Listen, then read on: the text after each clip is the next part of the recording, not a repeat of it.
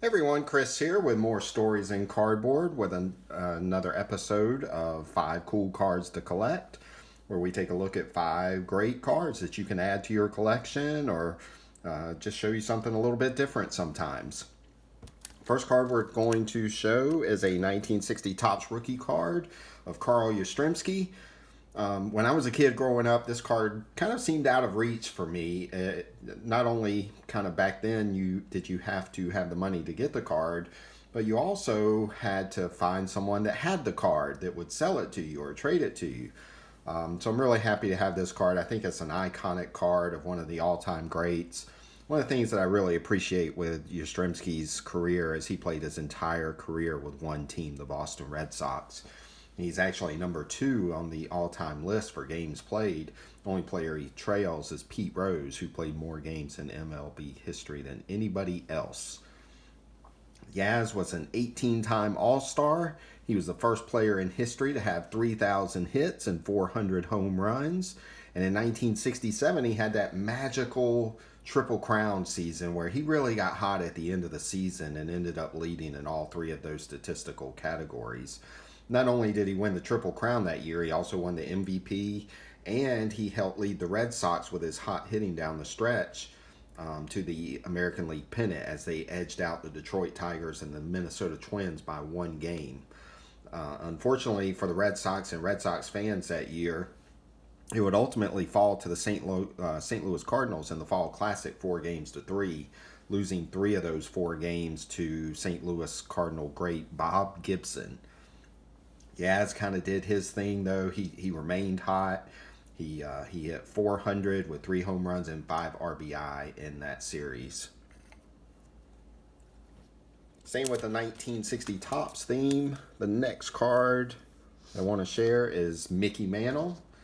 I love this card. It's a great looking card to me for a number of reasons. I love what I think is a classic pose with Mickey Mantle as he has that bat on his left shoulder. And then to the left of that, you've got that batting pose picture where just a great looking picture against that red background. And at the bottom of the card, you have the yellow where his name is. Then you throw in that just iconic New York Yankee logo. And this is just a great looking card. And anytime you can get a Mickey Mantle card, it's just a good thing to do.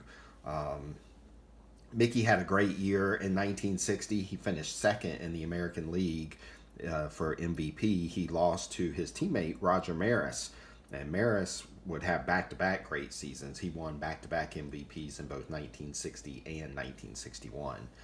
Yankees had a great season that year, but unfortunately it ended on a sour note when they lost to the Pittsburgh Pirates in 7 games in the World Series when Bill Mazeroski hit the walk-off home run, which was the first walk-off home run that won a World Series in history. Mickey would call this the most devastating loss of his career, which I can imagine. I'm sure that one really stung. Next, I'm going to show, next 3 cards are going to be football cards. And this is a 1964 Philadelphia Gum card. It's a rookie card of Gary Collins. Gary Collins was one of the best receivers during the 1960s, and he's actually on the NFL All-Decade team for the 1960s. In 1963, he led the league in touchdown receptions, and he was considered one of the more clutch players in football. It was kind of a situation where kind of the bigger the moment, the bigger he seemed to play. He really came through in the big moments.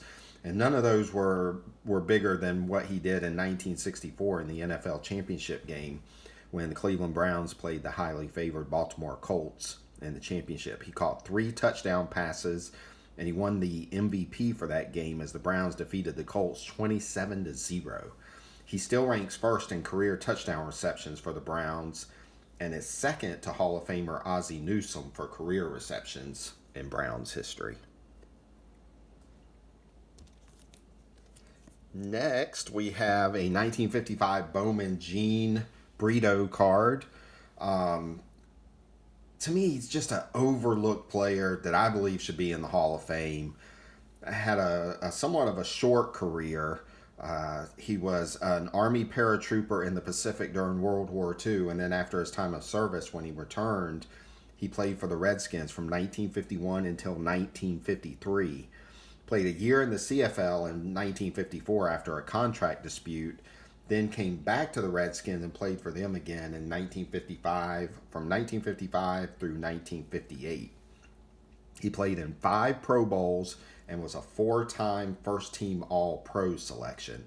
So he was one of the better defensive ends in football during the mid-50s. And to me, just very deserving of a Hall of Fame nod. I think this is just a great classic-looking vintage football card here. And unfortunately, so he ended up playing for the Rams in 1959 and 1960. And then in 1961, during the preseason, he fell ill. And it turned out that he had ALS, otherwise known as Lou Gehrig's disease. And his health just kind of deteriorated from there. And ultimately, unfortunately, he passed away when he was just 39 years old. I think guys like that sometimes that pass away at a very young age, they get forgotten by the Hall of Fame voters. It's almost like out of sight, out of mind. It's really unfortunate because he was a really, really good football player. Now this next guy is a guy, this is what really fires me up about collecting. I get really passionate about players like this. He's not a Hall of Famer. I think he should be, but he's not a Hall of Famer. A lot of people probably have never heard of him, but I think he's just fascinating. He just really has a fascinating story. And that's this guy right here.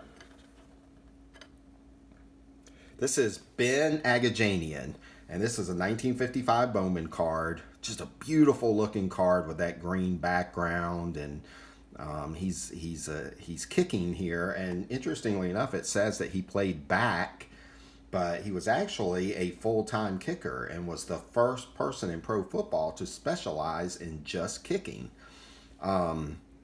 Just a great looking photo and a great looking card with that New York Giants logo underneath his kicking leg. Just a beautiful looking card. Now, he has a really, really fascinating story. So when he was in college, he had his kicking foot crushed in a work accident in an elevator. An elevator crushed his foot, and he ended up having to have 4 toes amputated. Now, he went on to have a professional football career, and he was also a very successful business person. And he is one of only 2 players to play in the All-America Football Conference, the NFL, and the AFL. There have only been 2 players to play in all 3 of those leagues. Him and also Hardy Brown of the San Francisco 49ers is the other one. Now, he played on 2 NFL championship teams. He played on multiple teams. He was kind of known as that guy. If you needed a kicker, this is the guy you called, because he was very professional and very meticulous about how he would go about his kicking routine, and was considered one of the better kickers in the NFL. Now, he won 2 NFL championships. He played for the 1956 Giants on that championship team, and also the 1961 Green Bay Packers for that football team.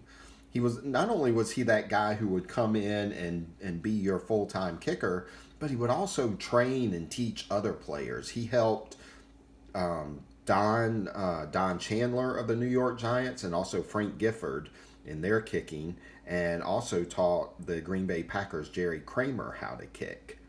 So just a fascinating guy. When he was 50 years old, George Halas contacted him and wanted him to kick for the Bears when he was 50 years old. He ultimately declined and ended up retiring from football.